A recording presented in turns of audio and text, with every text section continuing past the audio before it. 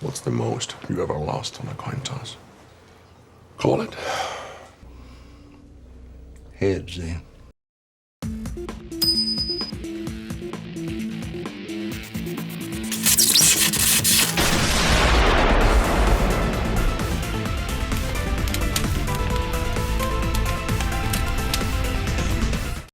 To the surprise of many, the Dengeki Bunko collab has arrived to the North American server.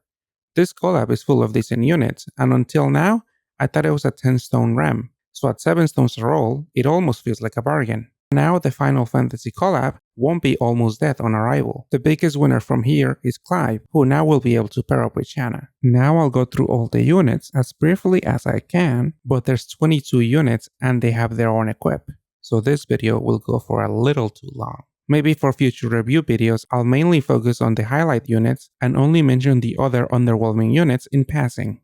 A lot of the ratings and metrics here are obviously subjective to my own opinions, so I would highly appreciate your feedback on my reviews to help me make better review videos in the future. We won't be able to get close to an objective rating since everyone's monster box is different, so there's bound to be at least one person that will disagree. So please drop your comments below, and remember to like and subscribe if you enjoyed this video. First up is Shirai Kuroko, who looks to be a very solid dark leader. She does a good deal of damage, has a 4.4 HP multiplier, and adds 4 combos in her leader skill. Her active leaves a lot to be desired, but otherwise she's an okay unit. On the other hand, her equip looks very outdated. Next up is Tsuchimikado Motoharu, who I think as a unit is a nice concept. His active can be used to generate a rainbow board every turn at the cost of falling to 1 HP and making hearts unmatchable. But with an unmatchable recovery latent, you don't have to worry about unmatchable debuffs. Unfortunately, that might be a high price to pay with the rise of Thorn Orbs, RCB debuffs, and Super Latitude dungeons. Rainbow teams are much better off looking for other units for orb generation and having a dedicated cleric to deal with unmatchable orbs.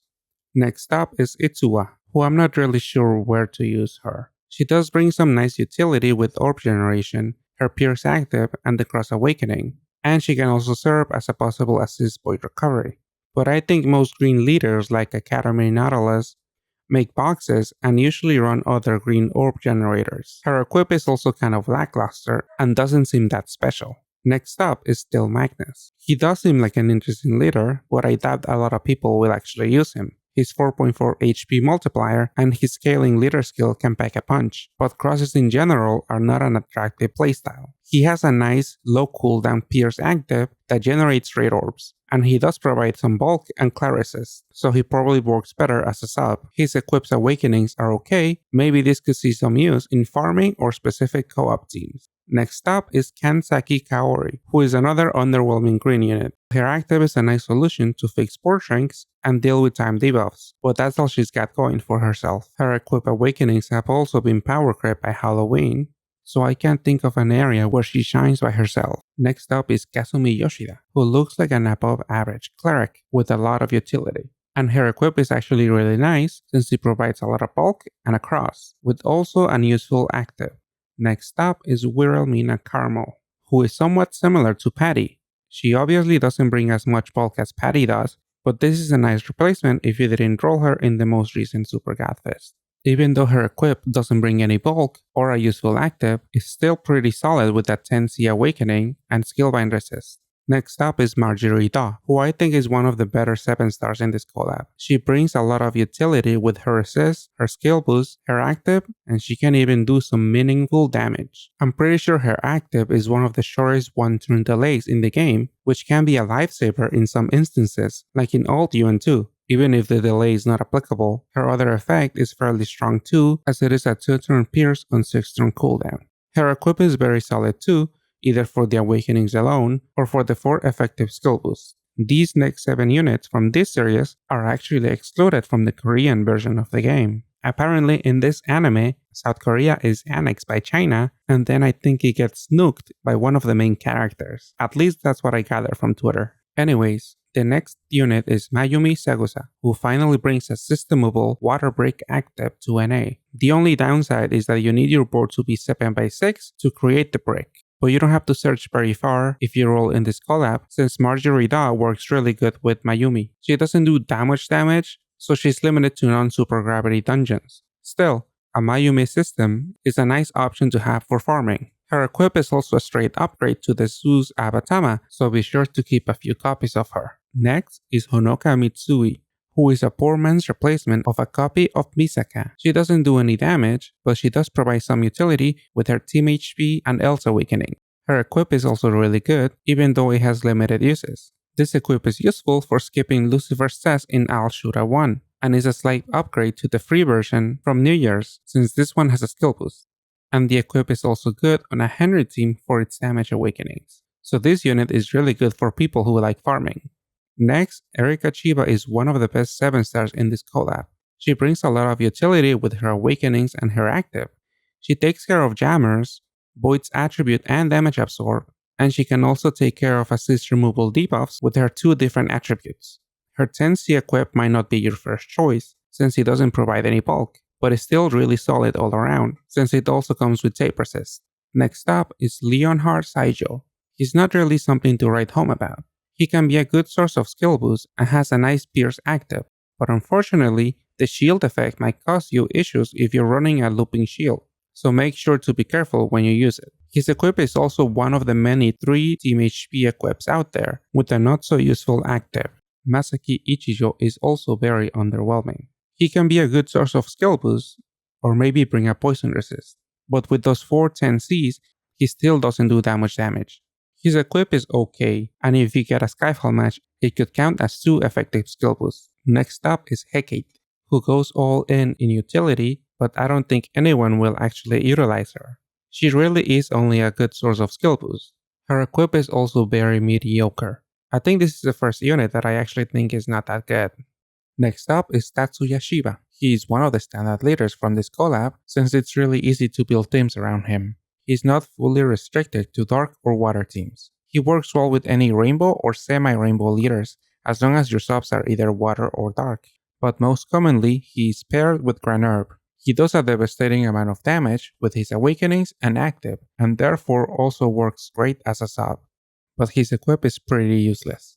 Miyuki Shiba is an amazing sub for almost every team due to the amount of utility that she brings. She has 8 effective skill boosts if you give her the skill boost plus Leighton, and provides a looping spinner and time buff to fish out any orbs you might need. Her equip with 2 skill boosts is really nice, as it is one of the few 2 skill boost equips that has a delay or a skill charge. I rarely use 2 skill boost equips, since most of the time you want to bring equips with bulk. Also, we're now entering the era of 3 skill boost equips, so it seems to me that 2 skill boost equips will be quickly outdated sometime soon if they don't have any bulk. Next up is Yuji Sakai. He is meant to be Shana's partner, but we all know by now that Clive will take his spot in the near future. But for now, he works if you don't have Decker. He's a decent cleric, but more people will opt to use Leyland Dragon as he does more damage than Yuji, he gives you a full board change, and it was more accessible since it was a monthly exchange unit. It's a shame he doesn't do more damage. His equip is okay, he gives some bulk, and he has a decent enough active. Now as for Shana, she's probably the strongest and most accessible unit from the collab. She does an insane amount of damage with her scaling leader skill, and she has a really high HP multiplier. If you plan to buy or roll for Clive, then maybe it's a good idea to aim for 2 Shanas. Since they'll be your orb generators, you want them with at least 4 SDRs to deal with the common enough 4-turn skill delays. You don't want your orb generation skill to be delayed when you need to use them to activate your damage reduction. So I would recommend getting 2 Shanas, so you can run one as a sub and one as a helper, and then put a leader swap resist Leighton on Clive because that's also a very common mechanic. Her equip is okay at best, it does give you some bulk and a skill boost. I did mention you might want 2 copies, but if you've been pulling for 2 or more Misakas, you probably have more than enough. Speaking of which, let's talk about Misaka and her friends. This first one is actually more of an acquaintance, since you won't see them together that often. Index is meant to be the unit you use to auto-heal in a Misaka team, but Christmas Celica has taken over her role as she can also soar or shrinks. Index is still very useful if you have a solution to that mechanic, since she has a lot of utility. Next up is Misaka's best friend, a smaller version of herself, Little Misaka's active covers a lot of holes in Misaka teams. Her leader skill also works perfectly with a partner Mikasa, as it has a high damage multiplier and adds a lot of combos to get through combo shields, so you can be lazier and not make a lot of manual combos. Her equip is also pretty decent for light break farming teams. It works pretty great in a Henry farming team if you need more light damage. And now for Misaka Mikoto. Being a BGM, and thus being at 1%, she's the white whale in this collab as you preferably want 2 or more of her. She does a great deal of damage, generates breaks, pierces damage voids, and serves as a 7x6 board leader that transforms into a no Skyfile leader to speed up your farming of high difficulty dungeons, like UN4 and UN5. Don't let the 3-star damage rating fool you. If you have 3 Misakas in a team, you'll have 18 light rows, which is a 4.6 light damage multiplier, which allows her to damage cap in her sub-attributes. The equip is solid too, but don't even look at it. Hitting that 1% chance 2 or 3 times will be painful enough, but there's UN5 teams out there that can work with only one Misaka. They use Honoko as a replacement, and in the future, Aki from Chainsaw Man can also serve as a replacement for one copy. The last unit is Kamijo Touma. He's a decent combo leader that usually gets paired up with rainbow or rainbow-ish leaders. Some possible partners are Kano and Kuron, Tatsuya Shiba, and Makima. For a North skin, I find him and his equip to be underwhelming, and I don't see why one would buy him if they didn't roll him in their Misaka chase. Since he needs to be paired up with a Fua leader, you can always just use one of the aforementioned leaders and rely on a friend to put up a Kamijo.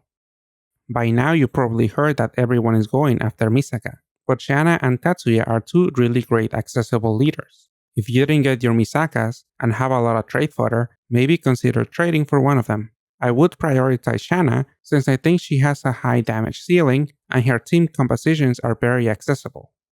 Thank you for watching. Hopefully you enjoyed the video, even if it was a little bit late, because honestly I didn't expect this collab to actually come to an A.